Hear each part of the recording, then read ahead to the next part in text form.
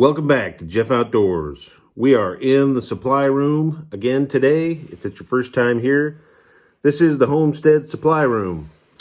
And this is the sort of heart and soul of our little homestead here back in the woods in Amish country, Ohio.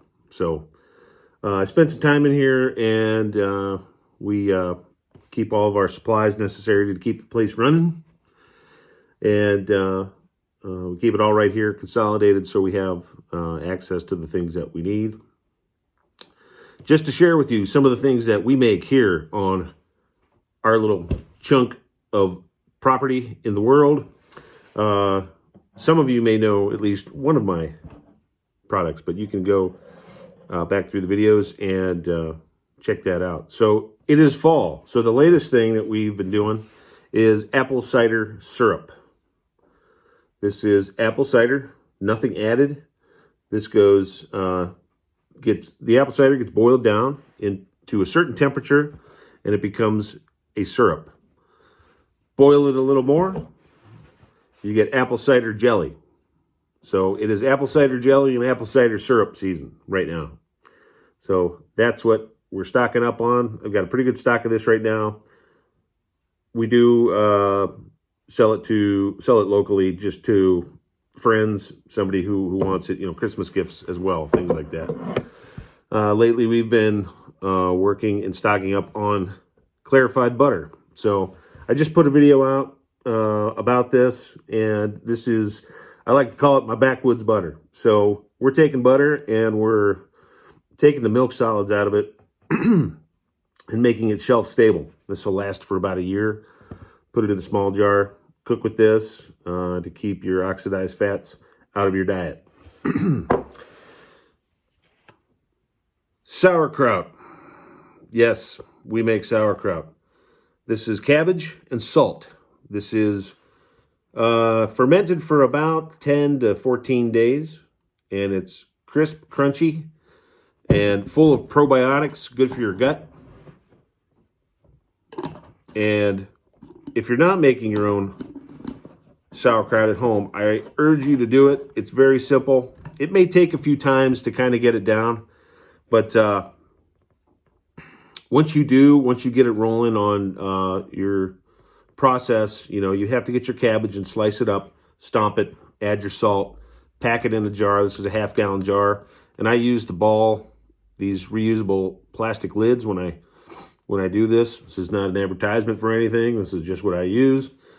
And these work real good. I keep this in the refrigerator after the fermentation process is done. And we keep a stock of this. There's more probiotics in a cup of homemade sauerkraut than you'll find it in any yogurt that's filled with sugar, by the way, at the grocery store. So much better option. Your gut health is paramount. I said in a recent video, in my Backwoods butter video, about a diet that I'd started. It's actually a little more than 12 years ago right now. So it changed my whole health direction. Not that I was in considerably bad health or anything, but I had just decided that this Western standard American diet was just not for me anymore. Changed my way of eating, and it's been good ever since. So sauerkraut. Next up, we have one of my ultimate go-tos. These are the berries for this are locally sourced from the Amish, and that is elderberry juice, elderberry syrup, whatever you want to call it. So again, I use the ball lid. I keep this in the refrigerator, but what I do is I take 2 to 4 pounds. This is about a 4-pound batch of essentially pressed elderberry, and it is heated, slightly heated, not overboiled, with clove, allspice, and cinnamon. The clove is antiviral and antifungal. Allspice has some of the similar properties. Cinnamon, of course, is great for flavor, blood sugar control, things like that. I sometimes add maple syrup into this, which has some other nice properties, and which I make here at home in the spring. We tap trees. which leads me into my next creation. But again, about the elderberry, this is antiviral. What this does is keep your cytokines to a level that it's going to start attacking anything the moment it gets into your body. I'm not a doctor. I'm not a nutritionist.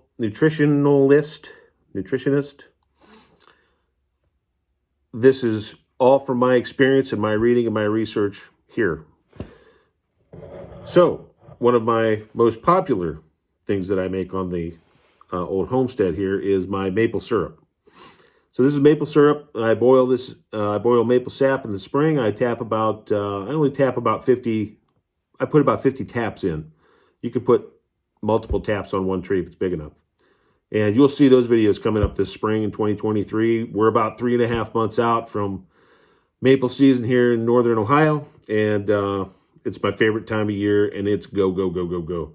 I actually took off time from work this year for maple season. So we're going to have about 3 weeks of hopefully some good sap runs, and that'll be good. But this is like an amber color. I don't grade my syrup. There's certain stipulations about local sales if you start grading your syrup.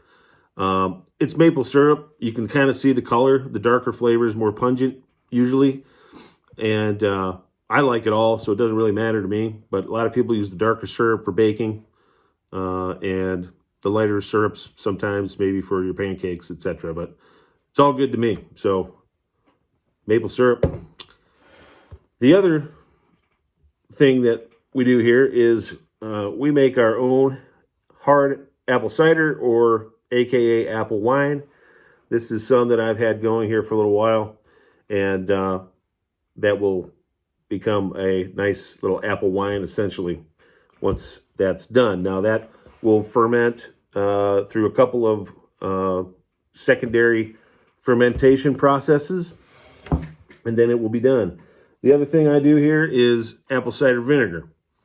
Apple cider vinegar is pretty easy. It's apple scrap vinegar, and that is the mother in there. If you're wondering what the heck that thing is, that's what you want. Okay, so we're using the top of this. We're using it for all kinds of things around the homestead. It's actually probiotic as well, just like the sauerkraut. It's good for you. Make your own at home. I can maybe sometimes do a video on that. Maybe sometime do a video on that process. It's really, really simple. But you need apple cider vinegar to make apple cider vinegar, which maybe I will. I'll throw a video about that. I may even already have one, but maybe an updated video. We'll see. So apple cider vinegar. The other thing we do here is roast our own coffee beans. So if you don't know anything about that, roasting coffee is kind of an art form. Anybody can just roast coffee, okay? So here are unroasted green coffee beans, and these I think are my Costa Rican coffee beans. So I get these through a importer. I'm not gonna, name names here about that, but I get these. I do have an electric roaster, but I do have a separate roasting drum. Yeah, it's right up there. I'll grab it for you, and we'll show it to you. So, hold on. Okay, so this is from Arcade Drums, and this is for roasting coffee over a heat source. You put your beans in there, that latches, and you roast over either, most coffee houses, coffee roasters use a propane or natural gas, and they roast right over the heat source. And you want to get coffee beans up to, there's a process of roasting to a first crack of the bean. Go a little farther, you get a second crack of the bean, that's your dark roast. But tailoring your roast in between the first and second crack, etc., however you want, according to what kind of bean it is, that's where the art form comes in. So that's something I've been doing now for I've been roasting coffee now for about 10 years. I've roasted probably every bean there is, except for decaf. I just don't do decaf, I'm a regular black coffee guy, so. Coffee roasting is where it's at. And what I wanted to talk about was coffee a little bit more. These are a Indian monsoon coffee bean. These beans are like white because they're exposed to the monsoon rains in India for a certain amount of time, and they ferment particularly, and they roast differently than almost any bean that you can roast. They're very light because they go through an extensive air drying process. But I love this bean. It has like this strange spice to it, and it's pretty great. I don't add sugar or cream or anything to my coffee. If you roast your own coffee and drink fresh coffee, you'll find that you don't really need to be putting anything in it. I used to put a bunch of sugar in my coffee until I started roasting. So, and I'm kind of a sugar guy. I mean, I'm over here making maple syrup and apple cider jelly, and but it's all homemade good stuff. And roasting your own coffee is paramount to getting the antioxidants that you need out of the coffee, because coffee is good for the heart. It's good for your blood. It's good for your vasodilation. Opening of your arteries, nitric oxide production. Nitric oxide opens the arteries, keeps things flowing. So you can get a lot of nitric oxide by eating watermelon. Watermelon is huge. Closer down to the rind of the watermelon, there's a lot of nitric oxide in there to help with your arteries opening. So I know my brother just had heart surgery, and I'm talking about some heart stuff lately, but this kind of goes all into the process of years ago when I changed my diet. So I just thought I would share about that. I've talked to my brother about that too as well. So read, research, always verify, check information, etc. When it comes to tending to kind of, watch your own health at home. So very important. A homestead isn't going to run if you're not healthy. A family isn't going to run if you're not healthy. Do the best you can and leave the rest to God. So a little bit about what we do here. And if you have questions on coffee roasting, elderberry syrup making, apple cider jelly, sauerkraut, apple cider, and brewing your own hard cider, and maple syrup, which I can feel that first sap run already. It's going to be great. Going to be great.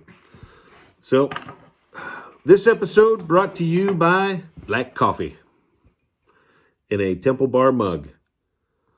Temple Bar is a little pub in Dublin, Ireland that I visited about 10 years ago. I've spent a lot of time in Ireland, so if anybody from Ireland is watching, sláinte. And we'll see you on the next video. Maybe I'll talk a little bit more about my travels and some other kind of videos. Been around the world a little bit, seen a lot of stuff.